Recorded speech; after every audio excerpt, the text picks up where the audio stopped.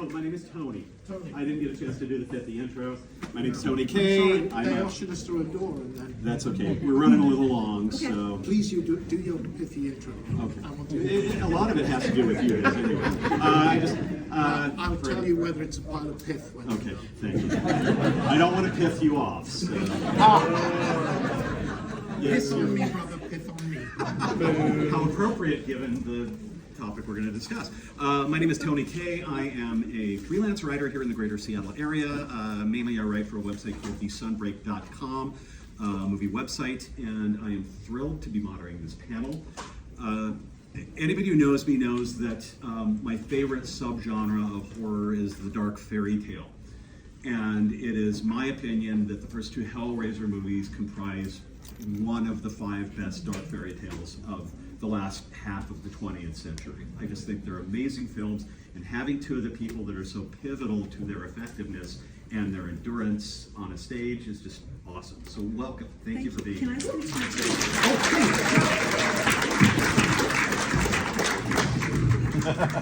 you? Let's get a little cozy here. Wait a minute. I'm contracted to have the biggest chair.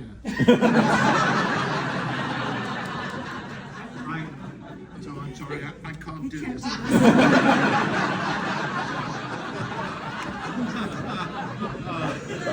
Can we at least...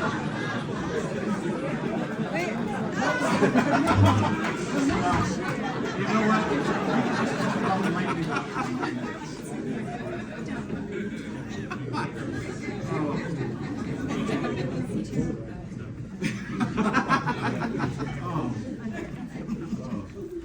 that would be the first time. Wow. How are the two of you doing? Very well. Good. I mean, I know, Doug, you've been here. You were here, I think, in 2017. It is wild. I was in Seattle last year making a movie. Oh, wonderful. Which I believe is coming to fruition now, called Dominatrix. Yes. Nivek. Jeff Farrell. Yes. A friend of mine. Yeah. And Nivek, who's across the way from me, is in it playing the incubus who gives me a heart attack. I'm a retired priest who has become a demonologist. Voltaire is in it, for those of you who know. He co-directed it as well. Yeah. Great cast, too. You've got a couple of other It's big guns in there. It should be okay, I think. I haven't looking seen forward any to on it. it yet. Absolutely. I gave to the crowdfunding campaign for it. Okay. Yeah, cool. It looks good. Well, thank you. Well, again, thank you both for being here. I just kind of, we're here mostly for Hellraiser. We'll touch on some other things, of course, but I just kind of wanted to jump right into it and kind of give us a sense of where each of you respectively were in your careers when Hellraiser came into your life. Because essentially this was kind of a debut feature for both of you, but you were both coming from very different backgrounds. I mean, Ashley, you were kind of just dipping your toes into like television and just a couple of different roles. And you, Mr. Bradley, had a long-standing association with Clive Barker prior to this. So give us the Cliff's Notes of getting to the point of doing Hellraiser. Okay. Well, I'll take you to Liverpool in England in, I think, 1969, possibly 1970, Quarrybank High School for Boys, which had become a comprehensive school, neither here nor there. John Lennon's alma mater, his old high school. And I got cast in the school play, The Government Inspector by Nikolai Gogol. So I was told to report for rehearsals, which I duly did, and was introduced to my fellow cast members, which included a rambunctious fellow by the name of Clive Barker. And that was the day that changed my life. Clive at school was already writing, directing, starring in, and hand-drawing his own posters for his own plays. And I got pulled into that orbit, and after school and university we started doing independent experimental theatre in Liverpool by degrees. By the end of the decade, towards the end of the decade, we'd moved down to London, formed the Dog Company, performing original plays by Clive. I was the principal actor in the company through those years, playing the devil in The History of the Devil, and I played Dr. Frankenstein Frankenstein of Love, and a giant rabbit in The Secret Life of Cartoons.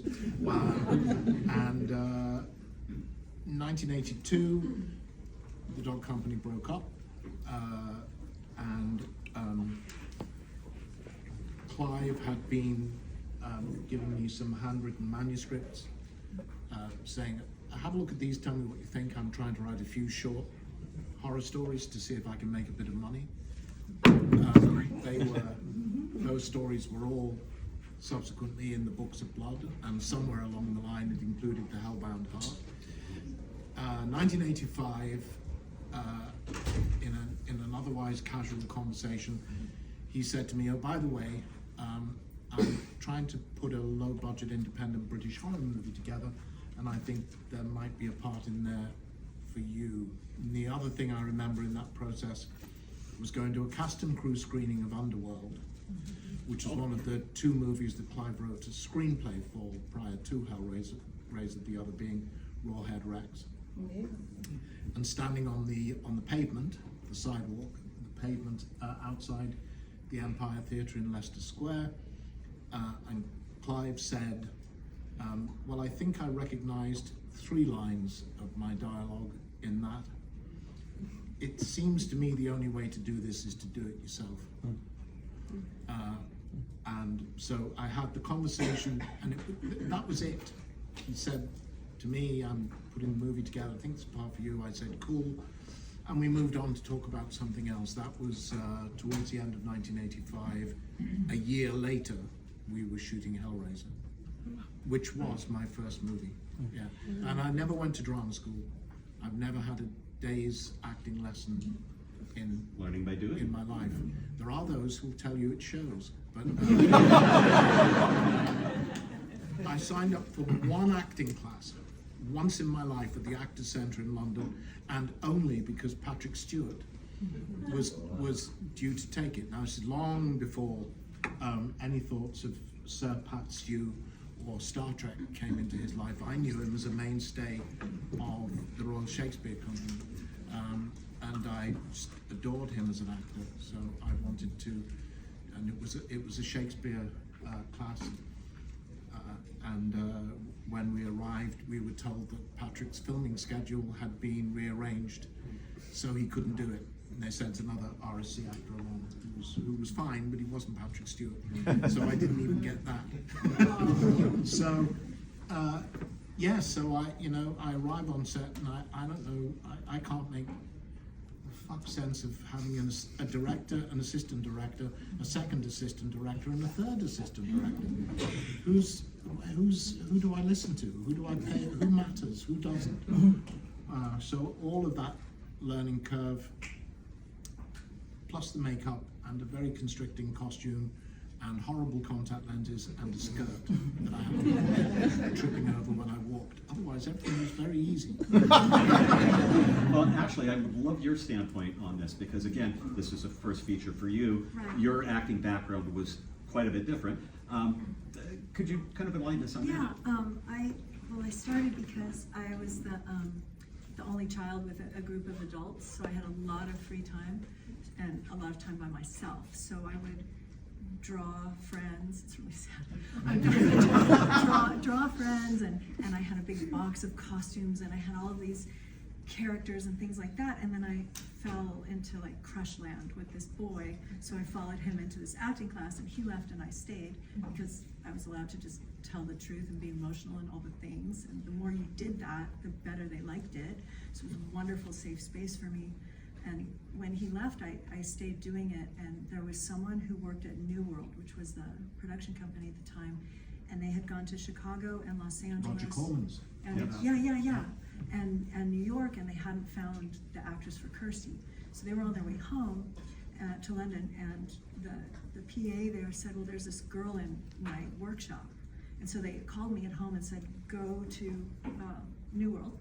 And there was a stack of sides, and it was the scene with you, and then the scene in the Chinese restaurant. And so I cold read what Clive said. Your uncle is in your father's skin, and he's trying to have sex with you and kill you, probably in that order. Not in that order. Actually, kill you and have sex with you. In that order, go. And I was like, okay. And he sounded like one of the Beatles, and I was right, the way of things. And he said, we're going to try to push you through the system. And would you come to England to screen test? And then he played both Andy in the Chinese restaurant and Pinhead. Yeah. Yeah. What was your first meeting with Clive Barker like? Was hey, you know, your uncle wants to have sex with you and kill you. I was like, okay, go. Again, if I had $1. Yeah.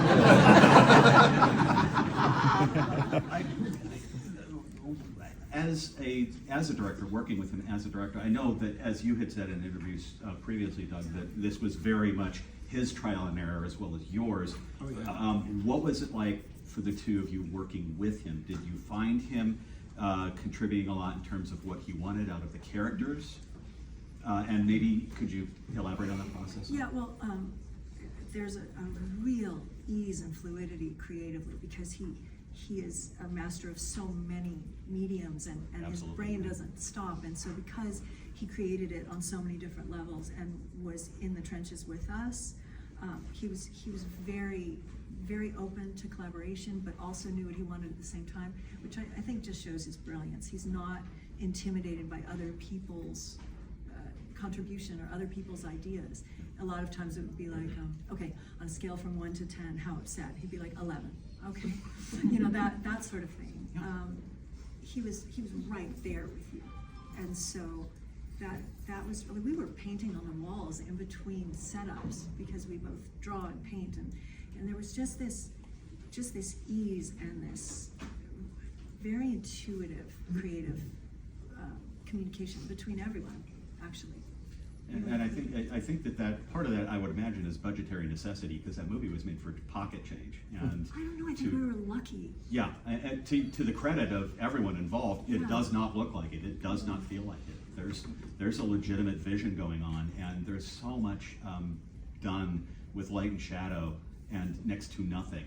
Well, that's Nick, resource-wise. Robin Vision. Well, there's two elements to that you prompt me to, and one goes back to that decade of theatre work.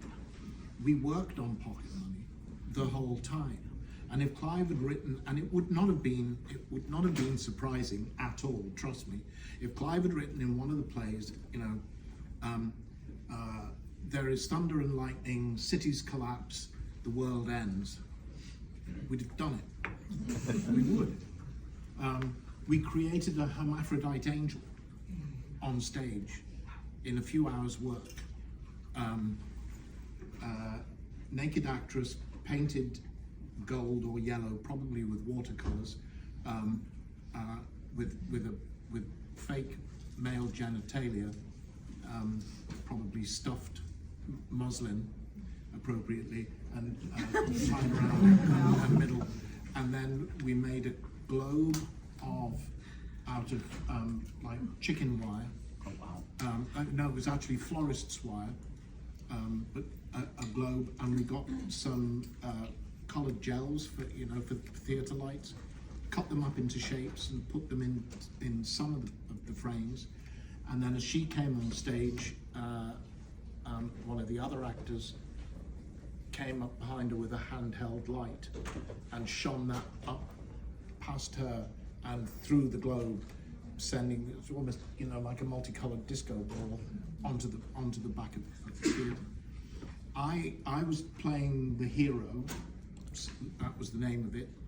This was drawn heavily from mythology, and I had just been battling the Minotaur, played by Clive, and I'm sort of dead, lying at the front of the stage as the hermaphrodite angel comes on, who's going to bring me back to life to continue the hero's journey. Stop me if you've read The Masters of God. And as she came out, someone in the audience, clear as a bell, said, "Oh my God, how beautiful!" And that was the kind of thing we did, and energy went into Hellraiser. And the fact that Clive didn't, and this is true, that he arrived on set day one and said, so who's in charge here? And there was a pause, and people shuffled their feet, and Selwyn Roberts, our assistant director, said, you are. He had gone to Crouch End Library in North London. We lived close by. He went to the library ahead of making Hellraiser to get out a book that he had out before to reread it, called, I am not making this up, called How to Direct a Movie.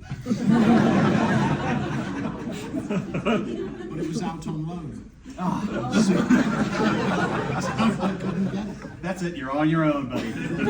And then Ashley has mentioned Robin, and Ashley is absolutely right that Clive's brain does not switch off, ever, for any moment.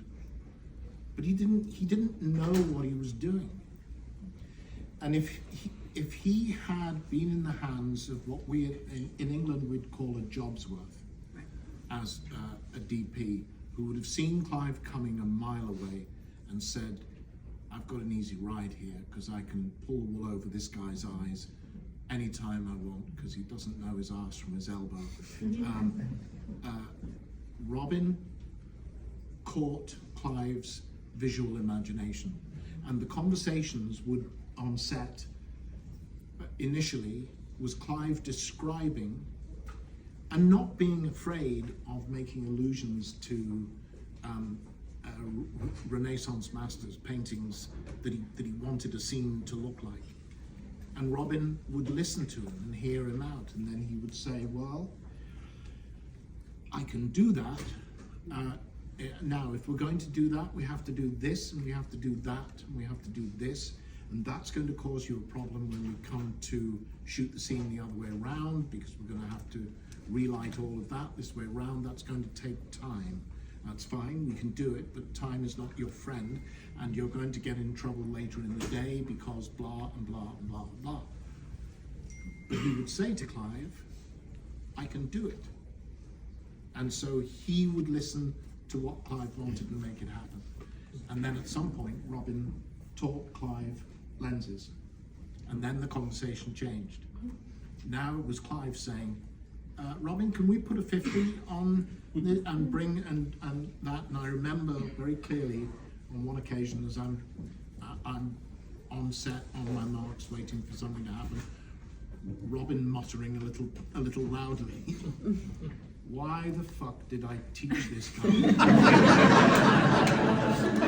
Now he not only knows what he wants, he knows how to get it.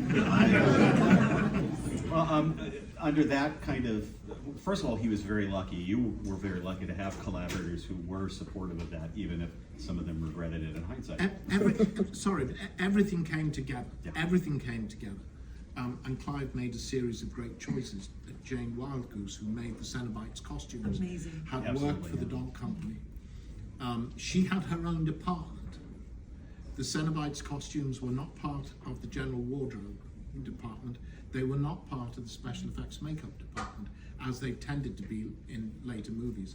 She was her own department, 2 people, her and an Rose. assistant, Rose. Rose, she had Yeah. wild red hair and Sylvester Fisher.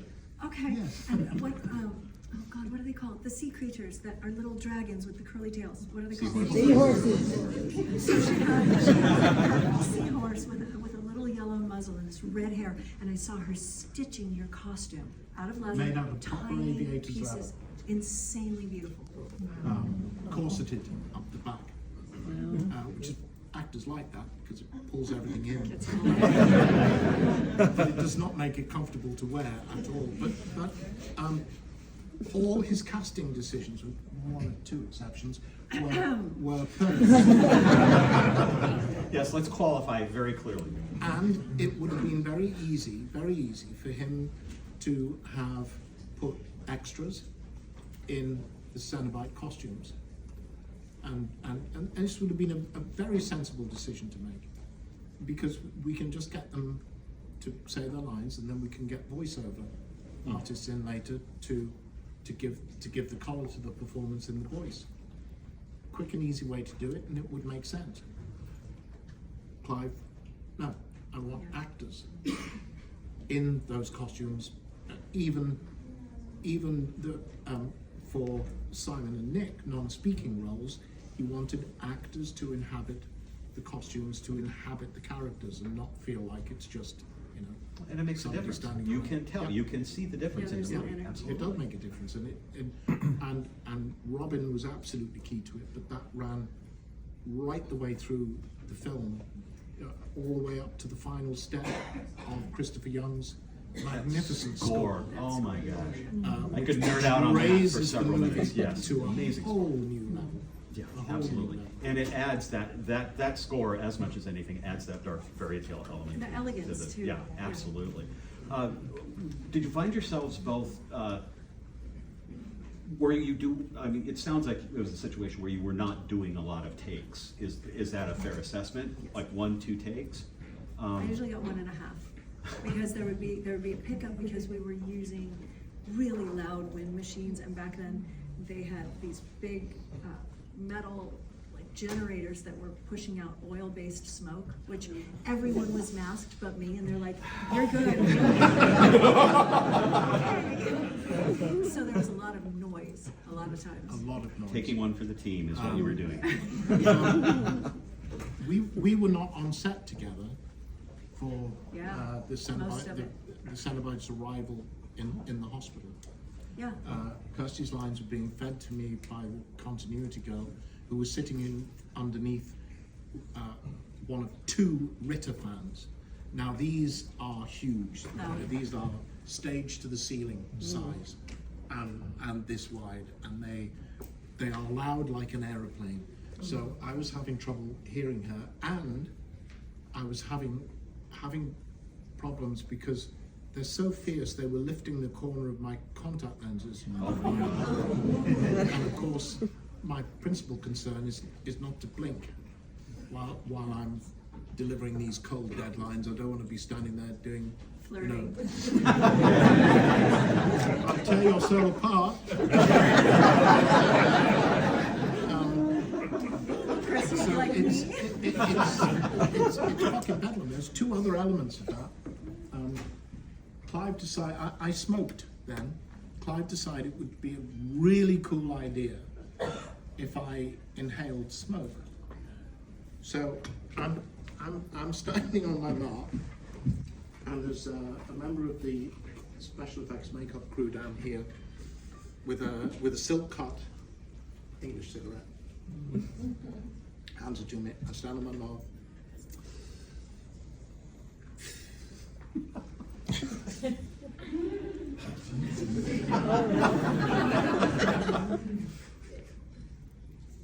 I'll tear your soul apart.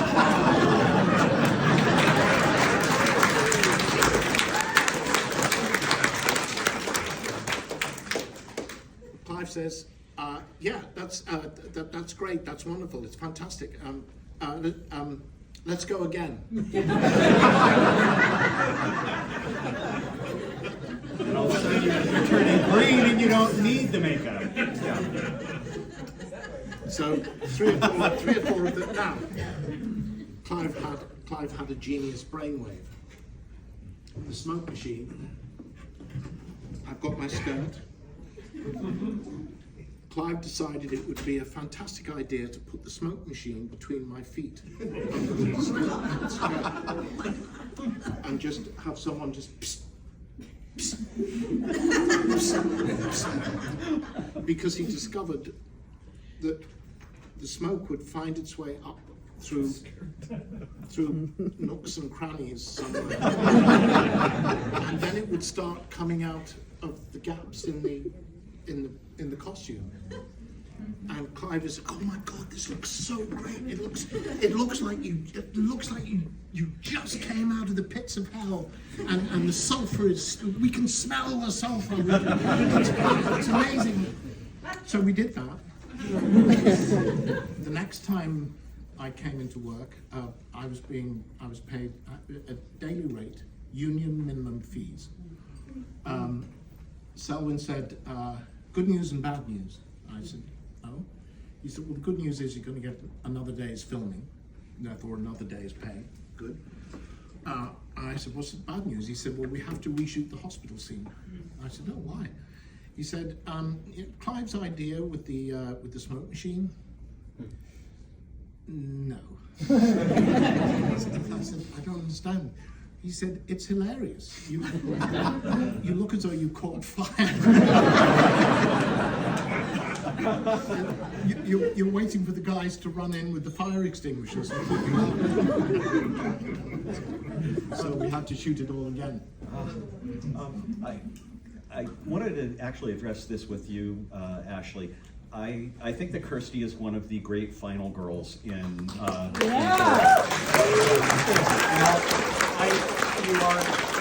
You play a strong female character, and it's not all caps strong female character. Your reactions are totally organic, totally natural. You see this character growing resourceful by necessity as time goes by. Could you kind of describe your internal kind of process of creating that character and kind of really plugging yourself into it? Yeah, I wanted to tell the truth. I put myself in that situation. It's not going to be a good hair day. It's not, you know, it's going to suck. Well, and there's no vanity either. That's no. It makes it so but much Clive more. and I talked about that. Like, I needed to look like I was going through hell. I couldn't be like, oh, stop, hold on, you know, like one of those like, like prison movies from the 80s where like they don't wear lip gloss and that's the edgy performance. It would only help, and it would help the audience relate to the character, because I had to feel everything in order for you guys to feel it and believe it. And so, you know, it's hard to imagine a demon from hell coming through the window, but it's not hard to know what that level of visceral fear of survival and trying to protect people that you love. That's very relatable. And I don't think you can be brave without being afraid. Like, courage only comes out of fear. Growth only comes out of Yeah, discomfort. like there were no like saucy quips. There was no like, oh, I've got this, boys. You know, there's none of that. And I think that's more honest. Like we're all kind of messed up, and we just do our best. And when the stakes are that high, you don't have choice. So. Yeah, again, it's great work. Well, I mean, great work from the both of you. There's a reason why the movies endure, and you know, not to blow smoke, but there's a reason the longevity is due to the both of you, I think. I want to touch a little bit before I turn this over to the audience on Hellraiser 2, which I really love, and I think is a fascinating continuation of the original. It seems to, it's a really mostly successful attempt, I think, to kind of expand the universe, as it were. I mean, really, literally, in the closing scenes. And I love how Pinhead becomes a tragic figure when you literally see his human incarnation there. That must have been really great to kind of, really great dramatic juice to be working from. What was that like for you? Kind of that addition to that character. It starts at the beginning of the film with the backstory, and obviously I talked to Clive a lot about the character before starting to shoot Hellraiser. I knew he'd been a human being. I didn't know when, and I knew no details of the backstory. I'd never asked, and Clive had never offered. So if he had Elliot Spencer's story in his head at all at that point, he wasn't sharing. It worked for me because I've said many times that in a way the most important moment for me was the first time I had the makeup on and I sat in the makeup room on my own and just stared in the mirror. Who the fuck are you? And where did I go? What happened to me? I'm a bit lost. And the makeup application had taken 6 hours, so I was in a kind of completely disconnected state. Among the many sense impressions I got was melancholy from what I was seeing. I tied that to the humanity that he couldn't remember. which also made sense to me, because among the questions I was trying to ask, approaching something like Pinhead, you can't ask the normal sensible questions that an actor may ask approaching, a character. Do they prefer baseball or American football? Do they drink Miller Lite or do they drink beer? Spoken like a true Englishman, by the way. Etc. What car do I drive? None of that applies. I don't believe. So one of the questions I was asking myself was why he's so interested in people, because he doesn't just get people and kill them. He gets people. He wants a conversation. He wants to be involved with them because he's interested in the dirty little secrets lying around in the forgotten corners of your head and your heart and your soul. That's what he feeds on. Which makes the symbiosis between Kirsty and Pinhead all the more interesting. He's incredibly fair too. Yes. Well, again, I approached it all thinking, well, I'm going to play a monster in a horror film. How cool is that? But I wasn't the monster. Julia and Frank were the monsters. And Pinhead is an arbitrator. He's an impartial umpire in what's going on. So I had that. Then we get Elliot Spencer, and that makes sense to me of the melancholy and the loss. But we know about Elliot Spencer. At the beginning of Hellbound, Pinhead doesn't until Kirsty shows him the photograph of Elliot Spencer. Then he has the recognition. To be absolutely honest, as an actor, it felt a bit. It was. What's the word? It happened too quickly. The reveal. Here's a picture of you. Oh, that's me. I love it. remember.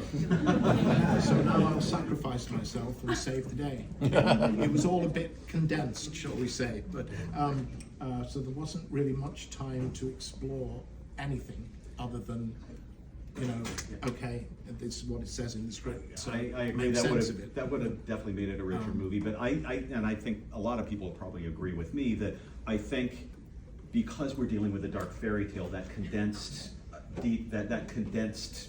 amount of emotional arc is a little bit more something you can go with. So I mean that's so that I can totally understand your misgivings, but I really think it wasn't misgivings. I didn't think it was a wrong thing. I don't mean that at all. Just that it happened very quickly. Here's a photograph. I remember. Where's Chanard? Because I must let him cut my throat so you can escape. And it's that. There's nothing else there at all. It's so like I sea don't. monkeys.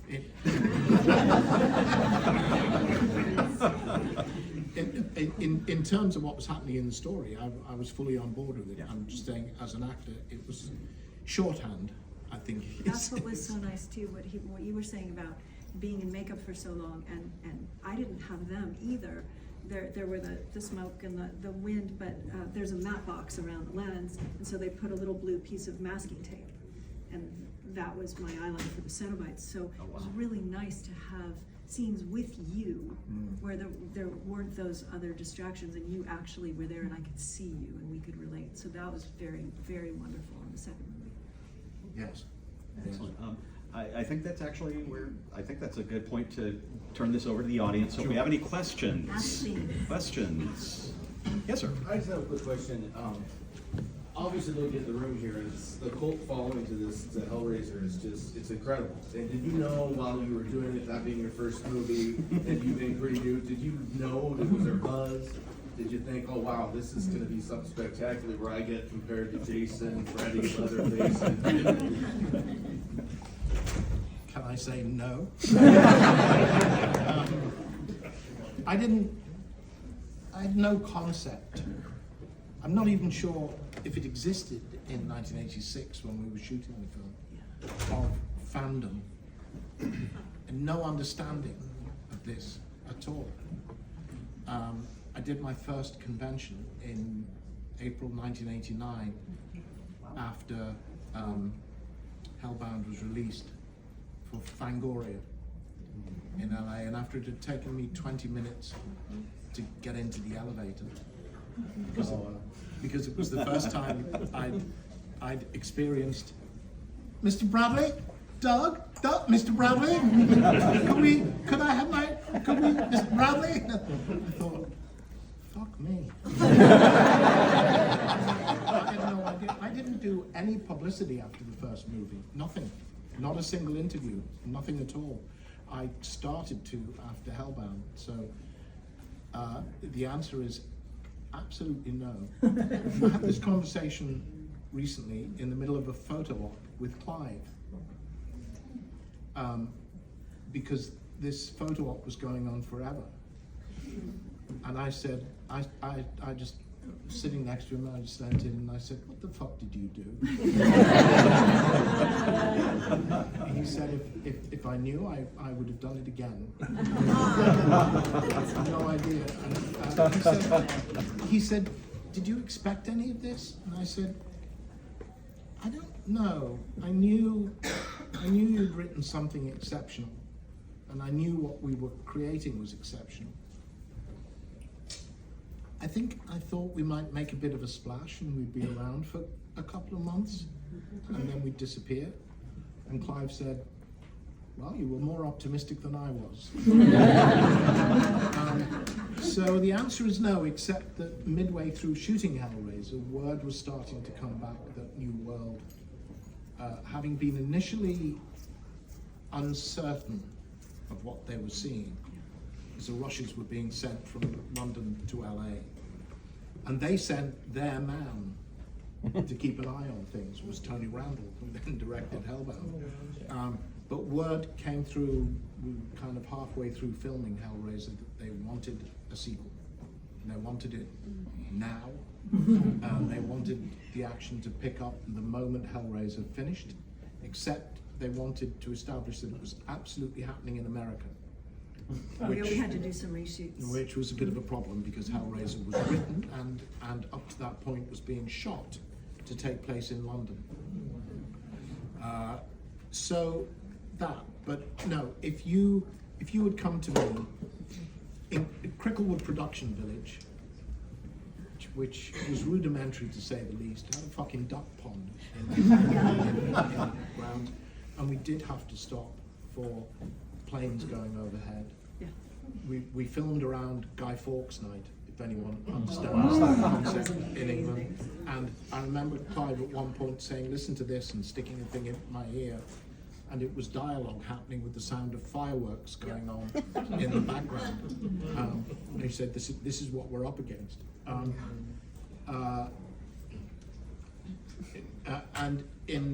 the makeup room was kind of crates with mirrors balanced on top of them. So if you'd approached me at about 5, 6 o'clock on a Tuesday morning, as people were starting to stick my then luxuriant black hair into a ball cap and start sticking stuff on me, and suggested to me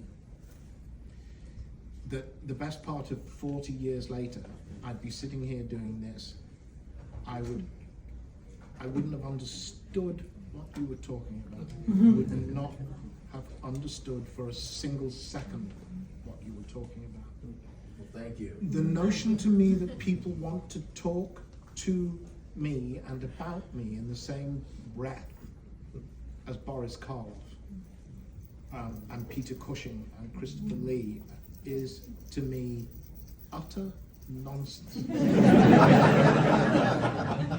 Because I revere those guys so much.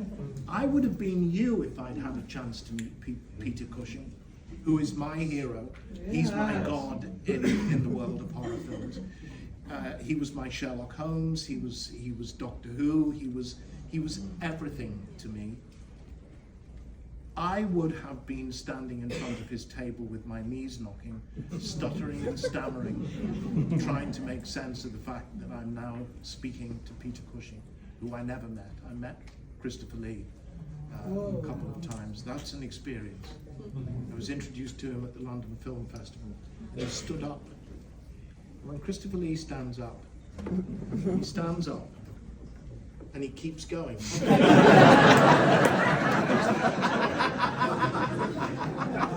there going. And then he put out his hand and this rumble came out of his chest as he said, "Hello." But no, absolutely not. Just beyond, it still is, to be honest. It still freaks me out. The movie is more popular now, I think, than it's ever been. And that's testament to Clive's genius. And the performances and everything else we've said about Logan's work and everything else that went into the mix of Hellraiser. But I saw none of this coming. Yeah, one more. Yes. You convinced me. Yes, he convinced me because I wasn't doing conventions. He's like, you need to come. Oh, And right, you know, okay. I'm going to be some girl sitting behind a table. Nobody knows this movie. He's like, no. Trust me, they know you. Yeah. Are you happy with the name Pinhead? Obviously, there was no name in the first movie. Are you happy that was the name chosen? Would you have chosen a different name?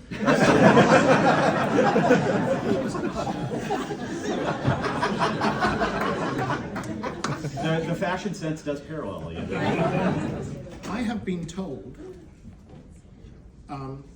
because I ran into this when I've worked in this country, that you don't get called by your name, you get called by your character's name. Oh yeah. Which I find kind of weird. And initially I would say to people, I think actually on Hellraiser, I said to the first AD, Paul Martin, you can call me Doug, and he said, oh, a lot of actors don't like to do that. I've been told that, I shouldn't tell tales out of school, but oh, fuck it.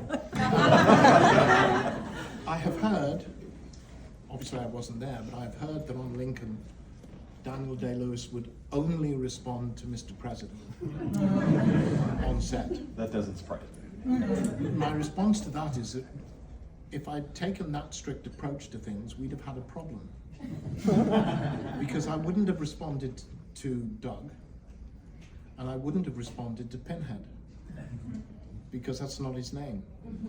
And as far as the character is concerned, he doesn't have a name. Just He grunts. barely has an identity, let alone a name. A name is not an important thing. The names, and in the Hellbound Heart, all the Cenobites are anonymous. They don't have any names. The only one who's distinguished, really, is the female Cenobite, and the Pinhead Cenobite, who's got a head full of pins and so forth.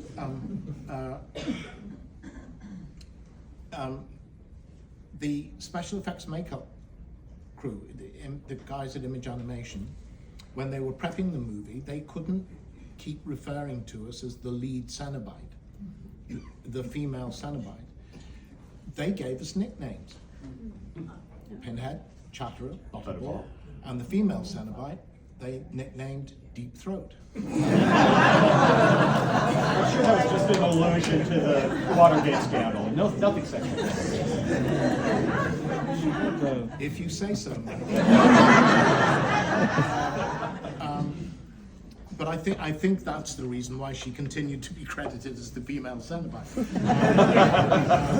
But they were using those names, and everybody, as the movie was being prepped and we came to filming, everybody got used to hearing those names.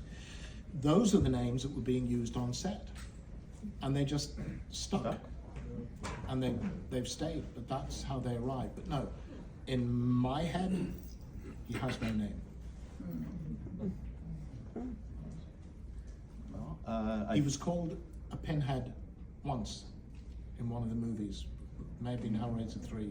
I'm not sure. But a Pinhead, not Pinhead. Briefly, before we turn things over to the next panel, one more question. Yes, sir. I actually have a question for Ashley, because you were in like the first two, but not all of the sequels. Three. And eventually, yeah, and then Briefly, eventually three. came back. What was it like coming back? Was it like kind of going back home? Well, Doug called me at home because you were doing the movie, and go tell. Well, I got the screenplay and I started reading it, and on page 1 I see Kirsty. And I thought, oh fuck, fantastic, they're bringing Kirsty back. Wait, this can't be Kirsty. And it clearly wasn't. And I thought, that's odd. It's an odd thing to do, to name a character, a principal character in a sequel, give them the same name as a principal character in the original movie. And they had a dog called Cotton. Oh, God. That's Kirsty's last name in Hellraiser. I thought, this is odd, but now I was not allowed to talk to Rick Bota, who was going to direct the movie, until my deal was done. And as usual, with Dimension, things took a while. And went round in ever decreasing circles until we came back to the place we started from. My deal was done, and Rick and I could now talk. And one of the first things I said to him was, I got so excited when I started reading the screenplay because I thought it was Kirsty, and he said, I thought the same thing. And I wish they'd done that. In fact, I wanted to make that happen. We sent the screenplay to Ashley, and we never heard from her. And I said, that's odd. I never got it. Okay. I'd be surprised if she felt that this was beneath her dignity these days. No dignity at all. I said, do you want me to give her a call? And he said, would you? And I said, sure. So he called and said this, and I read it, and I didn't feel at the time that Kirsty would go after innocent people and do that sort of trade. I don't believe that that's the integrity or the moral fiber of the character. So I told him that. So the night before filming, the producers and the director sat around with a bunch of sake and sushi and went, it's gonna be a dream. And then we just went with that. I remember when Ashley arrived in Vancouver, where we shot the movie, and she came to set, Rick and I was sitting on set still talking about how to make this work. The confrontation scenes between Pinhead and Kirsty, I wrote. Yeah, there was so much amazing stuff that he did too, that I think's on some of the behind the scenes Rick things. included it. We had a fundamental disagreement. He said, we can't make reference back to Hellraiser He wanted because it to this be has to standalone. be a standalone movie. And I said, I understand that, but it isn't a standalone movie. It's calling it Hellraiser. It's a continuing story. Yeah. How can you, the whole point of this reconfrontation between Pinhead and Kirsty is that they made a deal, and Yeah. she welched on it, and Pinhead's pissed, and he wants that dealt with. How can you not refer back to it? So I'm in the makeup trailer, having the makeup applied, scribbling, and giving bits to a PA who's running them on set, and bringing them back with notes from Rick saying, this is great, can't do this, don't do that, we'll allow that. He did allow some of that in. And when we shot the film, I was conscious. I didn't really twig, but I was conscious that he was doing what I call Wimbledon editing. So it's you, then it's me, then it's you, then it's me, then it's you, then it's me, and not really anything else. And I came off set, and I took the jacket off, and I sat down, and I thought, oh, for fuck's sake. And I went to Rick and I said, I've just given you your edit point, haven't I? Because if you've shot it like that, you can edit that scene any way you want. There's no two shots, there's no moving camera going around the characters. And he said, maybe. And in the movie that is cut out, but he Watch it. It's he put it back in beautiful work. in the extras on the DVD. But yeah, that was, you know, it could have been. I think it could have been done more satisfactorily if it had been done earlier. Well, there was a deep intimacy there between the characters that I think makes sense, and it's just another layer Yes. that adds to the whole story and the relationship and the challenges. You know, we each have our agenda Yes. too, Yes. whether it's And I think also it seemed to me, reading the screenplay at the get-go, it was so clear that this would make sense. That Kirsty's moved on, she's married, she's happy. Absolutely. She's got the traumas behind her. She's okay. daddy issues. Big A lot of therapy. And now this fucking thing is coming back and it's all starting again. It seemed to me perfect. I didn't understand why they hadn't done it. Which is a wonderful metaphor for this series as a whole and the enduring following it's had. We need to get to the next panel, but Sure. I had to say thank you so much, both of you, for being here.